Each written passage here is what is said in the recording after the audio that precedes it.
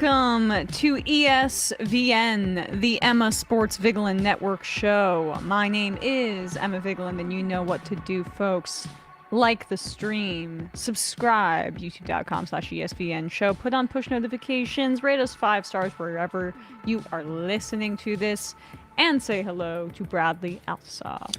Hello, everyone. Good afternoon. Good afternoon. We are in a bit of a lazy period here. I know at ESVN. it's the doldrums, as it were, between I couldn't the big stand games. yesterday. No football on Sunday. Unfathomable.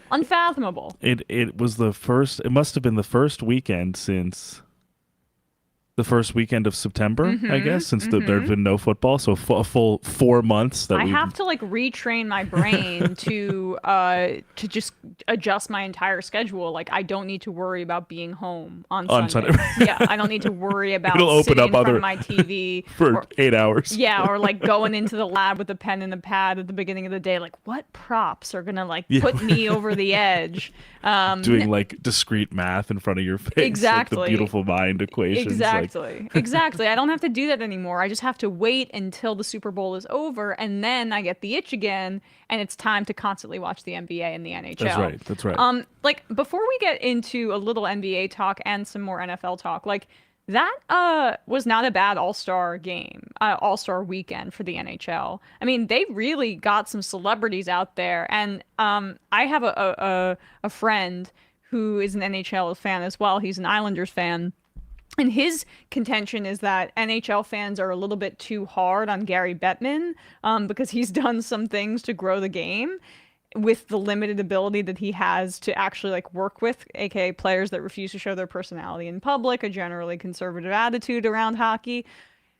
And on this, I'll agree with him, because this year, honestly, has been a pretty good year for the NHL. I thought the outdoor game in Seattle, where they had all that pageantry and the Kraken walked out, and they hired all these actors to throw fishes in or the way that they do in Seattle at the market, they were throwing these big fish. I wasn't sure if it was the squid thing that they do out. I wasn't sure if it was the squid thing they do with the No. It was as the guys were coming out and they're playing in where the Seahawks play at the outdoor game for the Kraken. They had a walkway to come out to the ice, and there were guys dressed as fishermen throwing big fish in between the players. No, I'm into that. I like that. I mean, they just went so over the top with it that I appreciate it. I mean, I'm not from Seattle, and I have a team that I root for in the Rangers they're an original 6 team. So I don't really know what it's like to have a team start from the ground up in that way. Right. But to embrace the camp, I feel is a good thing. And then with this NHL All Star game, I mean, Justin Bieber was the celebrity captain, and he was out there having a grand old time. I never was into Bieber even as a kid. I just he gives that a little makes bit. One of us.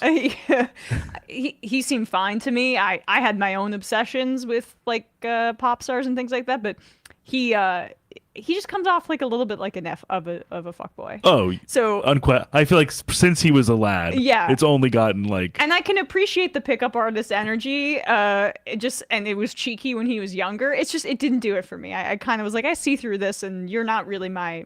But it's my weird. type. No, it's a weird. But every girl I knew was in love with him. But he had this weird transition from teen heartthrob to pious kind of evangelical. Yeah, he's still religious. Cool guy, in the sense he got baptized at former Nick All Star Tyson Chandler's house at 4 a.m. It was at Tyson Chandler's house? Yeah, so for some reason he was equipped to baptize Justin Bieber. Interesting. With the now disgraced former head of the Hillsong Church. Right. I mean, with Tyson Chandler baptizing the 5'9" Justin Bieber. Yeah, it must have been quite a height disparity. It is like baptizing a baby. Exactly. Yeah. But I totally see what you're saying, and I think that's honestly a good tack by the NHL to take in terms of trying to reclaim some of the excitement, or at least even just some sort of attention-grabbing thing with the All-Star game, because I feel like we had the Pro Bowl last week last weekend, and I feel like it just No was one like cares right. anymore. It's not nothing really significant happens during it. I'd say at this point anymore, and it almost feels like they've sort of not. I don't know if cheapens the right word, but they've sort of minimized it by making it basically like a number of like almost like carnival games for these NFL players to participate in, which I sort of get from an injury perspective. They don't want these guys getting hurt, but it's also like, can there be something else besides like basically skee ball for centers to snap the ball into a hole It's or no one flag in their football? right mind watches that. I mean, I wish they would do away with it entirely. Right. No, I if you wish just- it would just be, right. all pro, Pro Bowl. Being NFL All Pro is already a higher honor than the Pro Bowl. It's just it's so silly at a certain point. I don't even want to think about that Yeah. because it's so dumb. But I was thinking that in the context of like the NHL All Star game being actually like somewhat interesting relative Yes. to like seeing like, oh, like who's gonna win the accuracy competition. It's like, I don't care. Yeah, man. yeah, Like, no who one cares. I mean, they do a little bit of that in the All Star game, but but anyway, they had Will Arnett was there. Michael Bublé was a celebrity. Oh wow, see that's fun. Was a Yeah. celebrity. I think What do you call Arnett's it, captain? Canadian. And he talked about doing mushrooms, and it seemed like he was still on mushrooms when he was at the podium saying, "I took way He's too like, much of a "I'm dose. I thought it was a tripping out." microdose." And it's just really great because he's such a crooner for older women. You wouldn't expect him to be on shrooms at the All Star game, regardless. He's like, and I'm tripping balls. Yes. Oh, sorry, we'll get copyright strike. Yeah. That sounds exactly.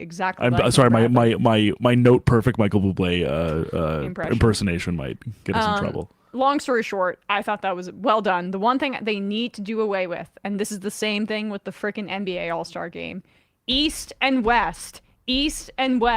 No more of this crap with the team LeBron, team Giannis, whoever, team Steph. I hate it. I hate the players drafting their own guys.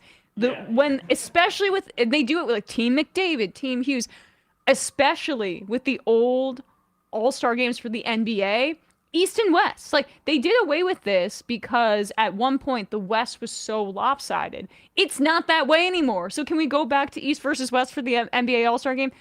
That was those iconic jerseys. That's what that was about. Team LeBron. It's too much. It's too much TNT halftime showification And that's of what the All-Star and that's game. what it is, though, right? Yes, It's yes. it's like We all like to see these guys have a good time, but not running the entire structure it's making of the everything show. almost like a it's an attempt to sort of contentify or Yes. memify like every aspect of the game. And it becomes annoying at one point. So those are my 2 cents on the only 2 All-Star games that even have a chance of having Any some sort of relevance. import, yeah, for the sure. NHL All-Star game sure. and the NBA one. But more pressing NBA news is the fact that on Thursday we will have the trade deadline. And it's not the spiciest trade deadline. I mean, it seems like the hottest name on the market right now is DeJounte Murray. I was going to say the same, yeah. And he is being linked to the Lakers. Once again, they're going to do the shuffling the deck chairs on I mean, Yeah, I don't know. it's- The Lakers are doing better, and they beat the Knicks on Saturday, and they beat the Celtics without AD and without LeBron. So that's good for them. I mean, they're starting to get some momentum. But I just still, at this point, can't see the Lakers having a deep run. Murray on the team, I guess that would provide them with a spark to a degree. But it seems there's also some rumors about him going to the Knicks, him going to Utah. But I've also heard that Utah is going to be selling as opposed to acquiring. Like, they're still trying to build their team for the long run. Kelly Olynyk is probably going to be on the trading block as well. Andrew Wiggins is the other top name that you're hearing, specifically to the Mavericks. I mean, the Mavericks make a trade deadline deal basically every year, regardless of what it is. And last year, obviously, was Kyrie Irving. This year, it's being rumored that it's going to be Andrew Wiggins and that they need some more perimeter defending down there as well. But I don't know. I'm just not. Or maybe I was thinking of the Bucks. The Bucks are looking for some more perimeter defending. I think the Mavs need like a 4 or somebody that can bring a little bit more size as well because of the way that their team is structured. But yeah, I don't know. I mean, there's nobody that really sticks out to me who's rumored to be traded right now. Karl Anthony Towns seems like a real long shot. Yeah, I think it's probably in terms of the most high profile person. Wiggin, both the Wiggins idea and the Wiggins idea is interesting for either the Mavs or the Bucks potentially. Yeah. Just because even though obviously he never fully lived up to the first overall pick, second LeBron hype, he has been obviously an extremely capable and reliable cog in the Warriors machine for some of their title runs. So, you know, I think as a supplementary piece for a team with real, legit stars, Dame and Giannis in Milwaukee or Luka and Kyrie in Dallas, I think it definitely would make sense. Murray is an interesting case because I feel like he was obviously vaunted and did fetch a decently high asking price to go from San Antonio to Atlanta, but I feel like I can't tell if it's a Hawks problem that there still, I feel like, has been some difficulties in his game meshing with Trae Young's game in a more seamless capacity. And a defensive fall off. Right, and then I'm wondering if that's more attributable to the Hawks and the way the Hawks are still made up under Quinn Snyder, or if it's actually a Murray problem. But so I'd be curious for either the Knicks or the Lakers how, if that actually were to happen, how he would be utilized. But I don't think it would. I actually, just because of how he's lengthy, he's a decent. I feel like he was a better defender almost on the Spurs than he has been on the Hawks, but I'm wondering if maybe under the tutelage of like a Tom Thibodeau, as well as having some real ball handling and scoring chops, he could lessen the burden on Jalen Brunson, who, to his credit, has been shouldering an enormous amount and been very capably doing so recently. But I think obviously having some more offensive assistance and more playmaking ability at the guard position would be helpful. They need somebody to come off the bench, and provide some sort of scoring spark for them, as especially with all the injuries too, as we've been discussing. Yeah, I mean, I think the Knicks could go either way. I think they could try to get more depth on the bench from a scoring perspective. Finally, move that Evan Fournier contract, see who they can take on. Fournier. I said it right the first time. And poor guy. And dump him off somewhere. Yeah, and he's played admirably in his few kind of spurts back into the lineup, but he when Thibodeau forgets that he's down there. When Thibodeau was forgotten, he's on the Tibbs blacklist. He totally forgot. I mean, it's just because of his defensive liabilities, right? He's just Tibbs is just not the kind of guy that's going to give that guy any run, and I'm not in a position to question Tibbs right now because of how the Knicks are playing. But it's interesting though. I think that potentiality. And then the only other person I really thought, which is the only person I've also been seeing any sort of rumblings about to the Knicks, on a much more marginal kind of addition would be Isaac Okoro from the Cavs, who is a pretty decent defender, but a very good 3-point shooter. So that would not be that would not be any sort of issue, I think, for the Knicks to get even more 3-point shooting than they've already obtained with Dante DiVincenzo from last offseason. So I definitely don't think that would be a bad addition as long as it didn't cost too much. I just have my doubts that the Cavs are going to sell at the deadline. But that's also, I think, to your point, with the other potentially big names, why I also agree with you that I don't think the trade deadline will be super explosive is that we'll get to this in a second, but I don't see, even with Joel Embiid being injured, I really don't see why there would be any rush to make a move with Embiid for the Sixers whatsoever. Same goes for how well the Timberwolves have been playing. I don't really see why they'd want to move Karl Anthony Towns. And then similarly, because like as you said with Okoro, even in a more maximal standpoint. With that being said, I don't think the Cavs would have any interest in moving Donovan Mitchell. I think all of that stuff would be offloaded to the off season of if there are any bigger swings to take when contracts can be renegotiated or more money can be put on the table. It's too wide open right now. I mean, especially in the East with the fall of the Sixers, where by fall I just don't anticipate Joel Embiid returning this season. Yeah, I know that there's still so tough. It's so just shitty, brutal. I mean, even though he's in Philly, I can't help but root for him. I mean, to watch him play like that, and the season that he was having, I mean, he was averaging over 35 points a game. you could just take the over on all of his rebounds and you're gonna hit basically every other time. That's not gambling advice. He just the different places on the floor, the way he looks out there, he looks like a different human being, and the fact that he can score from anywhere is one of the most insane things in the world. He was basically. Oh, sorry to interrupt. No, it just sucks because he was on pace to once again, have this incredible year, reigning MVP, league MVP, and he was putting up. I was reading some of the statistics. It was akin to Wilt Chamberlain's heyday. Yeah, I mean, listen to this. So this is just from Google, cursory stats here.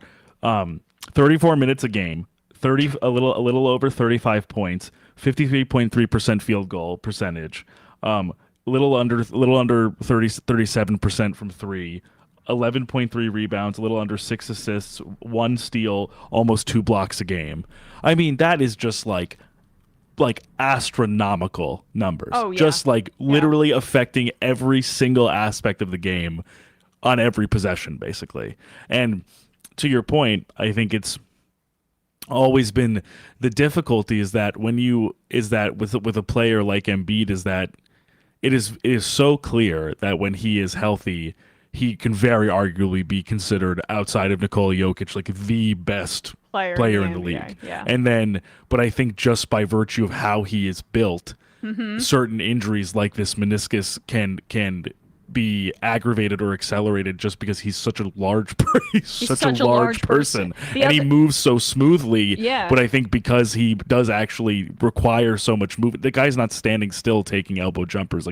He is so willing and so able to move and embrace contact the way he plays. So I think it's just a huge shame. And I think obviously some players I think have expressed some frustration that he was, they had implemented the game minimum to be considered for MVP, for the MVP award this season. And so I think as a result, obviously he was playing more, but I think there were obviously detractors because I don't know if you'll remember, there was the Sixers Nuggets game recently where he was a late scratch. So some I think NBA officials or whoever, people in Denver were sort of critical of that late scratch. Well, they were trolling him because there's that rivalry with what you're saying, which is Jokic and Embiid for competing MVP to be the and best stuff, player in the NBA. But I mean, they look kind of silly in hindsight because of what we're seeing now. Because he's now going to be out a significant amount of time, and if anything, sure, I understand the opposition to the idea of load management to a degree, but would I rather Embiid be keeping himself healthy for the playoffs or play in regular season minutes and injure himself? I definitely know what outcome I'd prefer. Well, here's the thing. NBA fans, you want to bitch about that, that's fine. First of all, when does somebody get the MVP when they have played less than 60 games? I just want to be right, there's not really that much of a concern. It's if this were the case, and if you were sitting at and he played less than 60 games and there wasn't this rule, he probably wouldn't get the MVP anyway. Okay, so I don't really care about that. The knock would be games played. It already is a knock for people to begin with. Yeah. So I don't know. I mean, if he had it's no different than him being ambitious and wanting to play so he can get the MVP. Right. It's just the rule is kind of, I feel like a not even necessary to put in place, but it's meant to disincentivize this load management stuff. But what I don't like about it is it's the NBA trying to fix the problem that it's created for itself, which is there doesn't need to be 82 games in the season. There do not need to be 82 games in the season. Same thing with the NHL. It's too much. The owners are really greedy. They want all that ticket revenue. They want those TV deals. I get it. That's part of the sport. But if you guys are really concerned about load management and having the stars ready for the playoffs, then it should be a 72-game season. There's no reason. We know which team, for the most part, we know what teams are making the playoffs at this point. There does not need to be this amount of pressure being put on the health of the players, and that's why Embiid gets paid handsomely. I understand it, but from a quality of game perspective, the amount of games being played in the NBA, it's too much. And I think there is always going to be clamorings or rancor around the paring down of the schedule from either older players or being we all played 82 games and that's how it was determined, that's just how the NBA season is.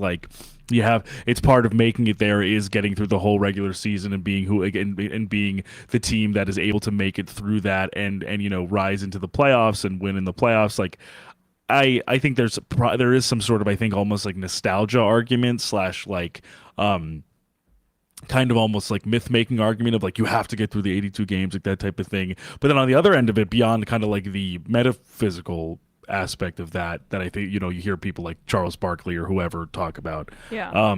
There's also, of course, the NBA is not going to want less games, meaning less money. Right. Less of a per game revenue stream in terms of the deal for broadcast and for TV and for deals with streamers and things like that. So like I think that's also a hard sell, even though I totally agree. I think if anything, to avoid this, and I think also to make and also in part to make another way outside of like the in-season tournament or any other tweaks to the schedule, it would also make regular season games more impactful, exactly. As you're saying. It would totally they would have each one would have much more import. What is in the an most 82 lucrative game season product in for sports in this country right now?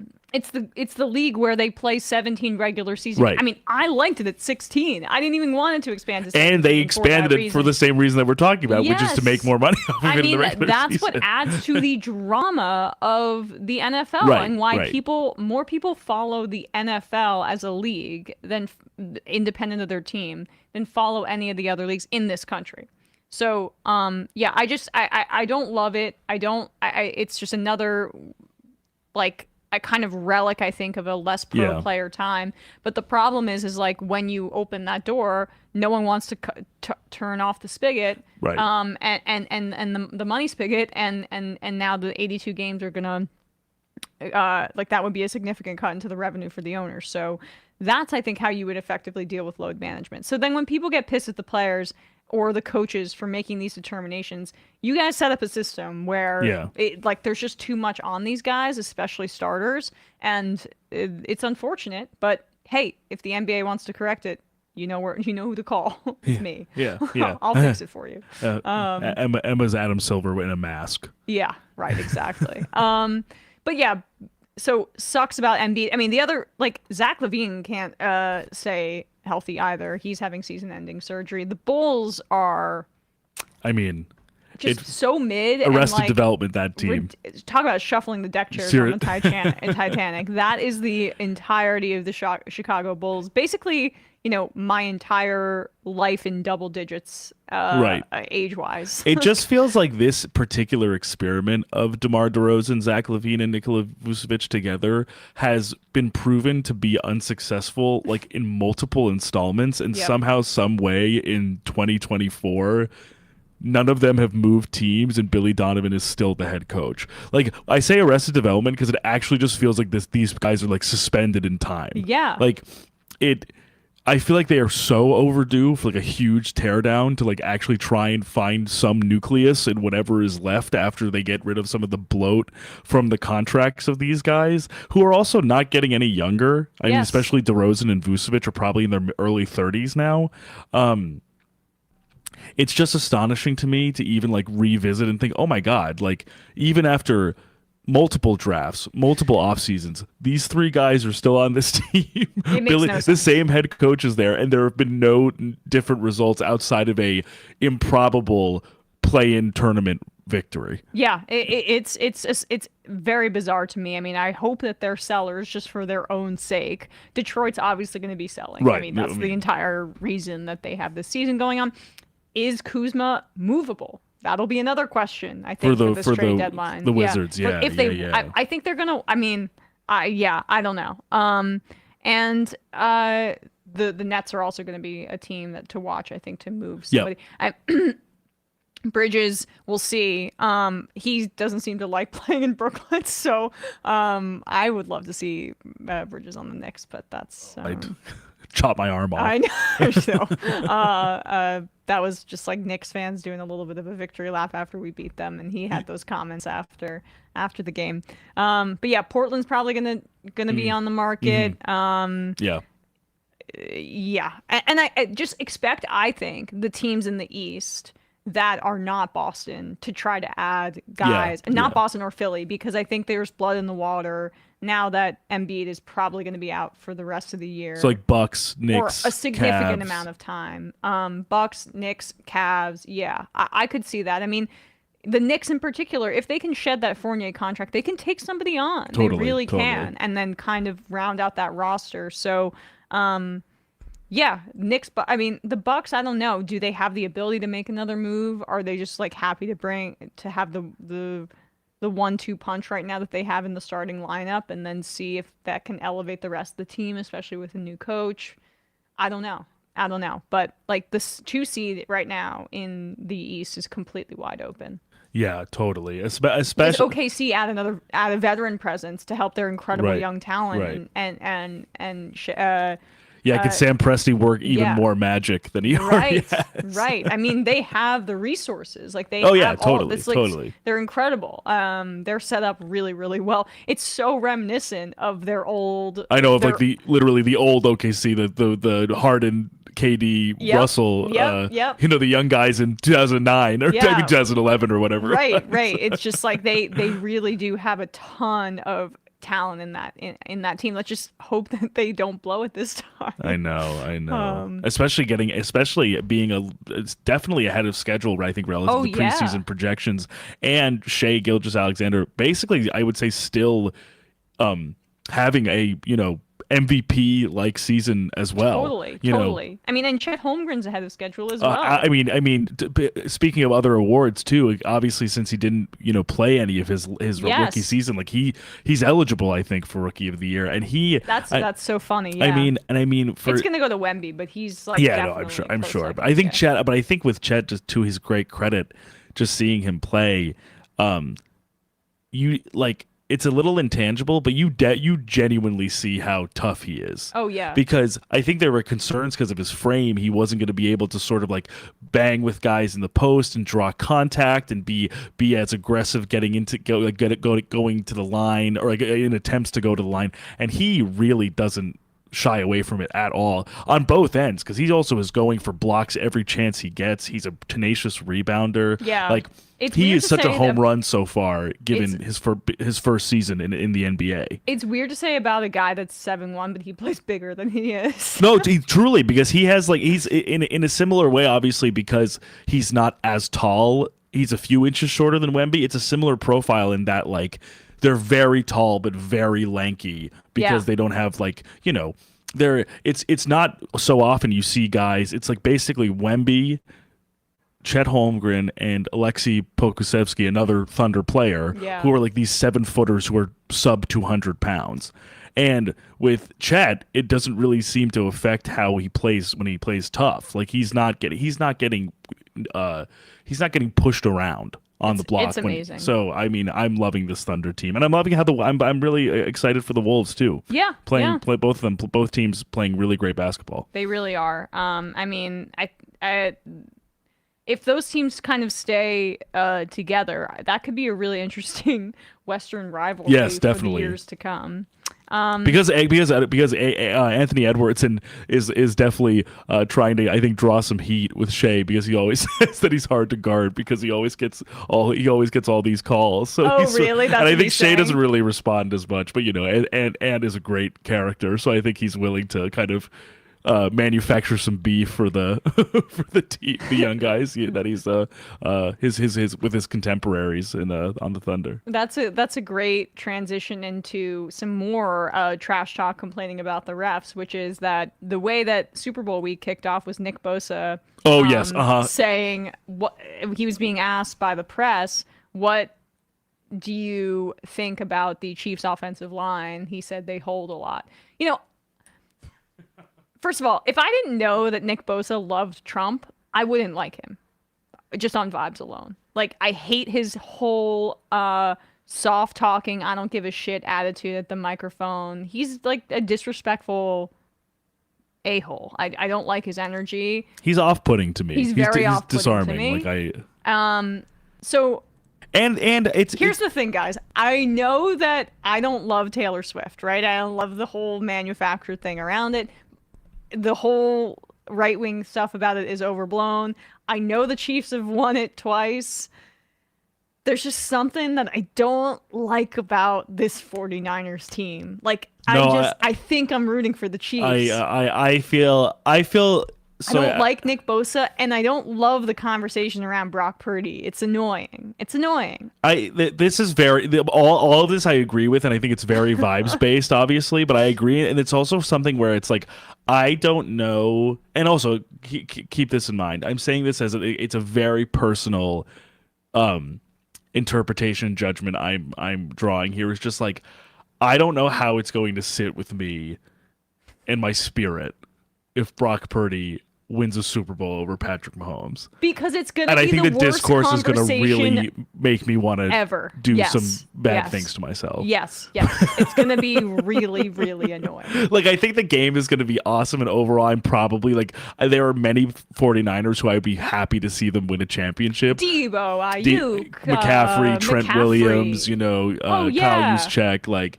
I love a lot of... Fred Warner, I love, right? I love so many players on the Niners. Like, overall, I wouldn't be that actually bummed out about the broad result. I just more mean, like, are we going to, like, Richard Sherman is going to, like... Oh, he might have an orgasm if Brock Purdy leads the Niners to a Super Bowl. Which is so weird. Like, first of all, another person who I don't like based on vibes, Richard Sherman. You were a Seahawk. You won a Super Bowl with the Seahawks. Why are you like the prime guy that sucks off the 49ers? He's a real fanatic at this point. I follow him on Twitter, and he's very much is like, yeah, we're going to do a film study in the offseason. You're going to learn how this guy isn't a system quarterback. I'm like, why are you threatening me? Like, also, I didn't with a film session. And I'm a Russ hater, but when he did that whole rant about run the ball at the end of the game, it's just like at a certain point, you know this person, and you're just being mean. And it's like performative too, obviously. Like I mean, right. He's like, hate him in private. You can make a snide comment, but you don't need to be whatever. It just felt performative, and like he used to criticize the league all the time, right? But now he's with Amazon Prime, buddy, and that's not that gravy train is he's not getting off that. So whatever. It's just, I mean, he's I used to like him. Mixed bag, a little bit performative these days, but. I definitely don't like Nick Bosa, and I don't like the Brock Purdy discourse, and I just love Mahomes. I don't know what to tell you. I don't understand Mahomes haters. The whole desire to say please Brock Purdy, please Shanahan, please Nick Bosa, F them up, as if the 49ers as an organization are like this downtrodden group of people that we have to be rooting for. It's weird to me. I mean, the Chiefs are great. Why do we hate greatness? And there's nothing about that team that pisses me off. I don't really think they get special treatment in any other way that other teams don't, right? Or other great players. Yes, the refs sometimes are in awe of great players, and they sometimes give them favorable calls. Brady benefited from that his entire career. But I don't necessarily think that is I don't know, something you should knock the Chiefs on. They play hard. They're tough. They don't even have that kind of hateable diva thing where they don't play tough. They're badasses. They're rough and tumble guys. Mahomes is physical as a quarterback. He's smart as hell. He's fun. No, and also, I just think it's going to be. I just think that from every aspect, it's going to be an incredible matchup because it's going to be Mahomes and the offensive line, who have been playing better recently. Especially, they played very, very well against the Ravens, and against a really excellent Niners front seven. And then on the other end, it'll be the Chiefs defense, who have been playing maybe the best defense in the entire playoffs against a really explosive Niners offense. So for the most part, I feel I think some people have legitimate disappointment that it almost seems like after so many twists and turns in the season, it's come back to a rematch of a Super Bowl we've seen prior. But at the same time, I still think this is going to be such an explosive and interesting matchup between, in my view, the two best teams. Yeah. I'm excited to see the two best teams. The teams who I really genuinely think are the best to face each other. Yeah. But it's one funny thing about Nick Bosa's point, I'm sure we'll talk about it a little bit more on Thursday, is that he says that the offensive line for the Chiefs holds a lot, but honestly, I don't even feel like they haven't gotten called on it. I mean, just last game against the Ravens, Trey Smith almost completely hamstrung a drive by getting 2 consecutive holding penalties. Yeah. On the Ravens and against the Ravens, and Donovan Smith and Jawan Taylor both have had their struggles in either holding or false start penalties kind of throughout the season. So like, I don't necessarily think it's going unnoticed. So we'll see, either. obviously during the game, but I don't think they're holding and not receiving a lot of calls for it. I think especially throughout the playoffs, I feel like I've seen it. I'd probably have to check the numbers to see how often it's been, but to me it seems like it's actually been relatively accurately called. Yeah, I mean, I think that, like, in general, offensive lines are not necessarily getting the holding calls that they should because the NFL is biased towards the offenses versus the defenses, so they let those kinds of things go. And they're constantly concerned about quarterback health. But, like, I don't know. I'm open to different opinions, but right now, I just don't get what it is about Patrick Mahomes that upsets people. People will say he whines. I think that that's a little bit artificially highlighted because of how much he wins. There was that one instance with the Kadarius Toney, like, backwards pass by Kelsey that got overturned, and then he walked that back. But it's partly because he's just so competitive. He's such a competitor. He is... like, that spirit is infectious, and I think that he carries his whole team in that way to a degree. So for me, it's just exciting to see that kind of greatness unfold in front of me. Totally. I'm with you. I don't know. I'm having a hard time quitting the Chiefs right now. But before we let you go, let's talk a little bit about the NFL coaching carousel. Because the Commanders, you really guys had an opportunity to start fresh and do something new. You have the second overall pick in the draft. They hire Dan Quinn, who just basically got completely demolished by Matt LaFleur and the Green Bay Packers, who have one of the youngest teams in the NFL.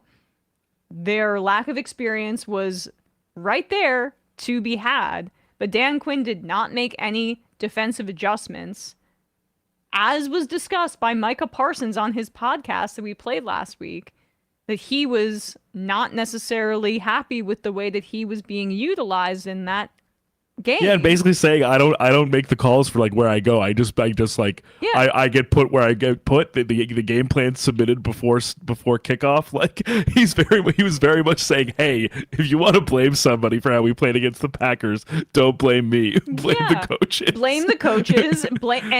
And I would in part blame Jerry Jones because there's as the general manager, person that scouts the talent. Yeah. The Cowboys were overrated on talent on defense because of the stars they had. I mean, they couldn't stop the run all year, and it got exposed against the Packers. And as we've said 100 times, it was also then a combination too of feeling that way and also seeing them as how we were talking about them before.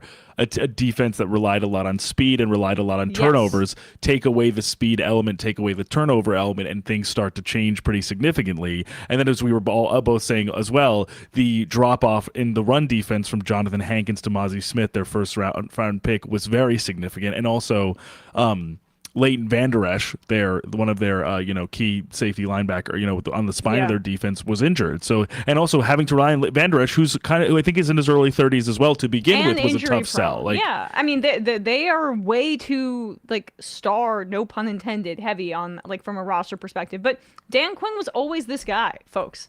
He was always a Seattle scheme kind of coach that didn't do a ton of defensive adjustments.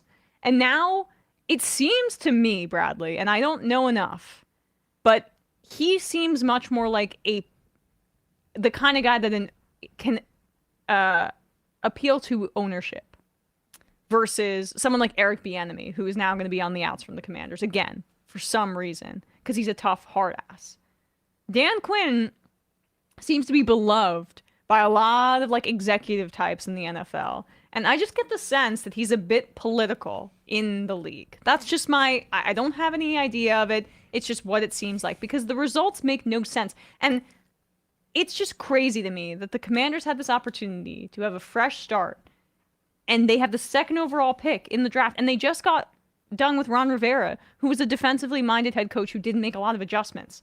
Now they're going with another retread guy. a defensive who also coach notably who has doesn't make a lot of adjustments. right, who has a scheme and runs that. I mean, he in certain places, obviously, as a defensive coordinator, I brought up that stat. His by defensive DVOA, his defenses as a defensive coordinator have been much more successful and effective than his defenses when he's a head coach. Like there is actually a different component to just having your entire job be focusing on the defense and the defensive game plan than having to become basically what is the CEO of an organization as head coach, which we've seen him struggle with. And good news, they hired a brilliant offensive mind, though, to run that offense. Just kidding, it's Kliff Kingsbury. And that's the other thing, too, is like, I would maybe feel a little bit more reassured if it's like he does something notable, creative, has some ingenuity with the offensive coordinator hire. If he was able to, for example, I know this is ahistorical because Shane Waldron from the Seahawks has been hired already, but I'm saying, for example, like if he hired a Shane Waldron or somebody like that, the Drew Petzing from Arizona, somebody who like has genuine creativity, genuine excitement, genuine like nuance to the offensive game plan. The last time we saw Kliff Kingsbury in charge of any offense, like Kyler Murray wanted to like jump out of his skin. The team was not functioning. Like, yes, well, I mean, or I guess in the NFL, I mean, obviously he's been at USC. He was at the quarterback's coach at USC. So right, this is right. being read clearly as a not so subtle attempt to woo Caleb Williams to his hometown of Washington, D.C. Now, you guys have the second overall pick. Unless you're hearing from Caleb's representatives that he does not want to go to Chicago or is not interested in any of the teams that are maybe potentially trading up to number 1 with Chicago, then this seems very presumptive. Like, it would be hilarious if they end up getting Drake May or something like that, and Caleb Williams is in Chicago or is in, whatever, Atlanta, because they trade up to number 1. Right. Like, right. I mean, this is a very risky move from a guy that doesn't necessarily have a ton of creativity. It's just like his relationship with this quarterback. And also, I think have talked about this on the show when Kingsbury was still coaching the Cardinals. Yeah. Is that Roger Sherman from The Ringer, I think, had brought up this stat prior, is like basically anywhere Kingsbury goes, their whole thing with him was that he had this really high octane creative offense, but the issue is, a la some other coordinators, is that he would never adjust. He would never tinker with anything. So teams would figure out his offense after maybe 7-8 games, and then the offense would fall off a cliff because nothing changed. Well, that was why you look at Kyler Murray's numbers, just specifically, it falls off a cliff around the halfway point of the regular season. So the Cardinals kept limping in. If they made the playoffs at all, they would limp in, and then they got destroyed. Right. Do you remember? Because it was so predictable. Everyone knew what Kingsbury was doing because as soon as you get enough game tape on an offense like his, kind of know what to expect. So, like, we're sort of facing down the barrel of the Commanders have basically just decided to two of their biggest position coaching, of head coach and offensive coordinator. And they got Joe Witt as well as DC. Okay. Yeah, I mean, who knows? It's still going to be, obviously, the Dan Quinn.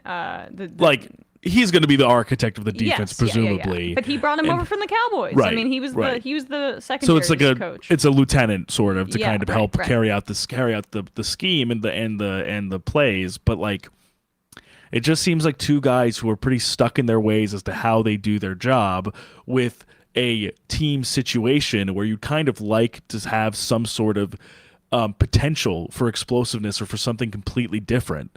And it doesn't seem like that's going to be the case. It does not seem like that's going to be the case. I feel badly because I feel like Commanders fans were really excited to finally get the stink of Dan Snyder, of this old regime. No, I know. Exactly.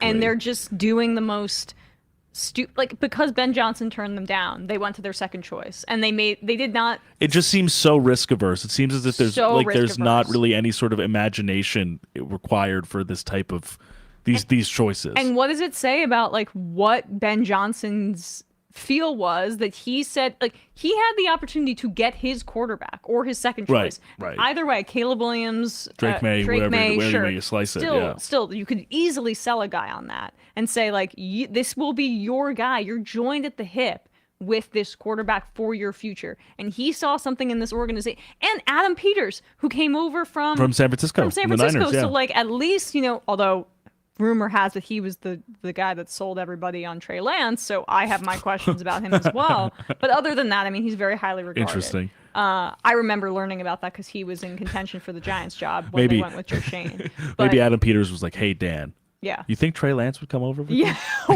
Oh. Regardless. Speaking of the Cowboys, yeah. Regardless, there's a quarterback on the roster. I feel badly for the No, Commanders I hear fans you. because this was not it. And they may have some success, but I'm telling you right now, this is not going to end well with Dan Quinn. I promise you that, or with Kliff Kingsbury. It's just not the kind of hire that should give you any confidence about what this leadership group is doing. And if I were to modify it at all, I would basically just say the slight inversion of that is, if this were to be successful, I would be so unbelievably shocked based off of what we've seen prior. Right. If past is prologue, I don't anticipate this being a particularly inspired hiring duo. Well said.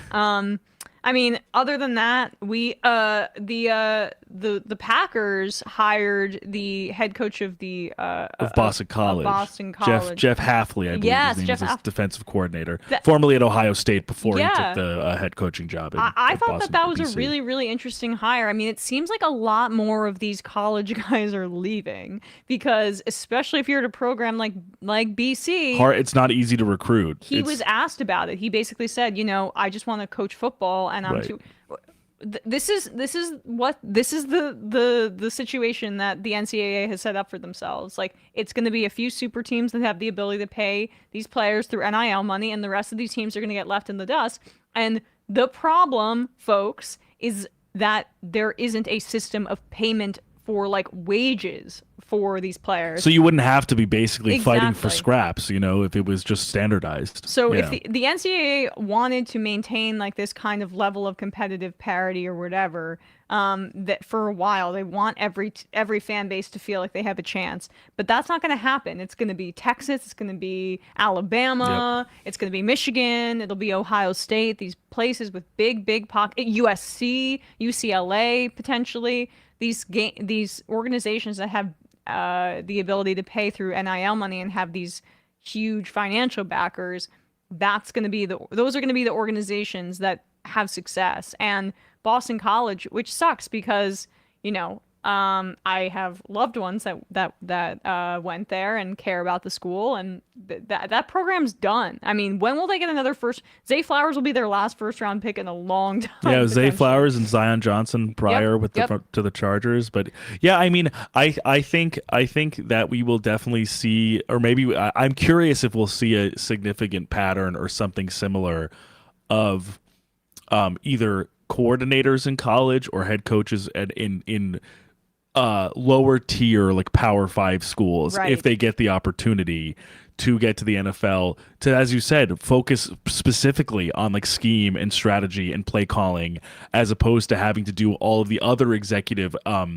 responsibilities of a college coach, which are different from an NFL head coach. Yeah. Where you have to recruit and you have to travel and you have to sit in the living rooms of these kids and try to convince them to come to your school when they presumably have other offers elsewhere, to kind of make your case as like a surrogate of the school. Right. And so it's a different role, I think, that requires so much more, I think, like executive and personal function, that I'm sure some of these guys are like, I don't really want to do this, fly to, or like drive to somewhere in New Jersey and like convince the 17-year-old, 18-year-old to come to Boston College. Like, I'd rather just be like in the film room, like scheming up a defense. Exactly. So I think, and also from another level too, I think it's an interesting hire for the Packers because they relied on / kind of kept Joe Brady around for quite some time, where the results were not matching the personnel. And I think, a lot of stuff, a lot of NFL strategy, scheme, what have you,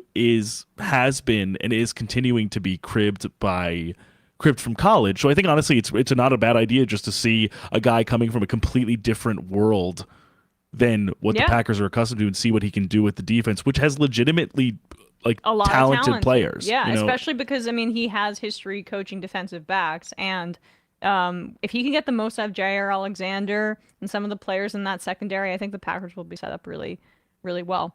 All right, folks, that's going to be it. A little bit of a shortened. Joe Barry, apologies. I said Joe Brady. Oh, well. Apologize. Joe Brady, the offensive coordinator for the Bills. That's right. That's what I was thinking of. The one other quick thing, I actually think the Arthur Smith hiring for Pittsburgh is interesting for the very same reason of like a la Dan Quinn the other way, which is that I actually think Arthur Smith is a good offensive coordinator. I think he's a bad head coach. Yeah, I think that's true. Like he was the most effective with the Titans as their OC under Mike Vrabel. And the Steelers being a run game kind of first attack. And a makes decent sense. offensive line that's only going to have like one more year of experience. It'll be fun, I think, to see how his run concepts translate. As you said, working with Najee Harris, Jalen Warren, a kind of aspiring offensive line. I'm just like so happy he's in a coordinator position. Yeah, and we'll see. I mean, I think Pickett's on a short leash, and yes, definitely. We'll see what they'll do at quarterback also, if that's going to be.